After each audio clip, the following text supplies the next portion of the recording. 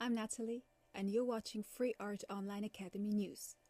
Today we are presenting one of Andy Digger's synopsis and treatments, who is looking for investors, producers, and sponsors for realization of the following project. Contrary to the common Iranian filmmakers, who pick out in their movies the Iranian government and jurisdiction, as well as social problems as central themes, and so gaining recognition in European and American film festivals, Andy Digger, this Swiss-Iranian screenwriter, photographer, and filmmaker, who spent more than half of his life in Europe and knowing intensively the negative and positive sides of both social systems, is examining the European society carefully and with keen eyes. To create the precondition for his works, being based on science and visions in art, he was forced to go in depth into various themes in greater detail and realize research on a scientific basis. Something conventional with traditional science was not an option for him, so he himself made his own self-educated scheme of studies, including amongst others law, psychology, theology, especially Judaism and Christianity, food, geology, paleontology, biology, ecology, anthropology, and genetics, and became the summary of his personal curriculum. He studied in an autodidactic way what life is and was about, how it would and could continue, and therefore combine and understand different areas of the story of life.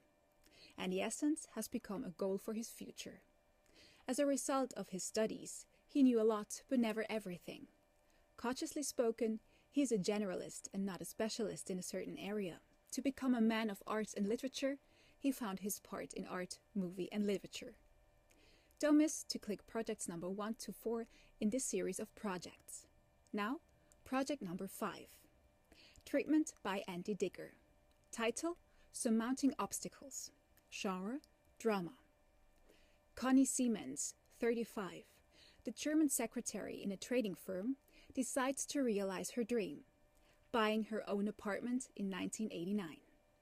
When moving into the apartment, she seriously becomes sick due to a wrongly applied lacquer on the wooden pitch pine floor. The lacquer is containing isocyanates, whereas one of the agents is phosgene, which was used in the Second World War.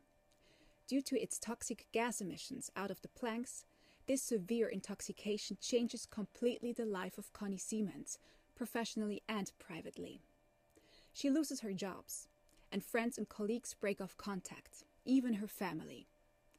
When staying in the apartment, she had fear to die of suffocation, difficulties to breathe. Other symptoms were coughing fits, irritations of throat, nose, inflammations of eyes, hair loss, and itching on the whole body. Connie decides to take legal steps against the producer of the lacquer and the workmen who applied it, to fight against the mighty industry to avoid further victims and to get compensation for the damage incurred.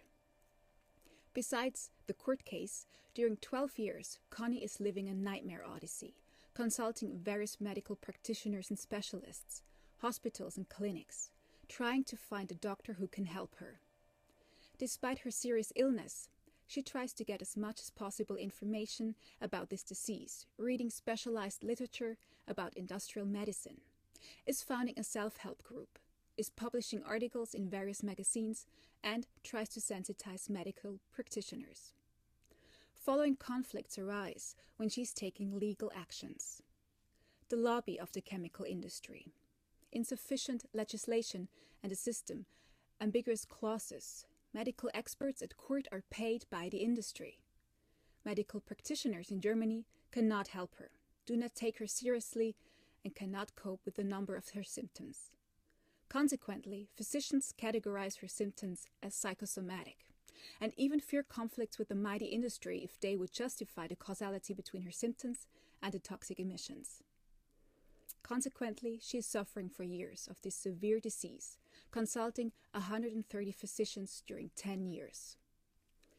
Throughout all these years, she is studying literature in industrial medicine, trying to find experts in this area. With assistance of a friend of her, Nadine Kuhn, 36, she gets access to an international congress of industrial medicine in Mainz, Germany. During a conference held by an American professor, Dr. Trevor Stone, 45, she becomes aware of his outstanding knowledge in this special area of disease and she feels deeply inside that he would be the only person who could help her and save her life.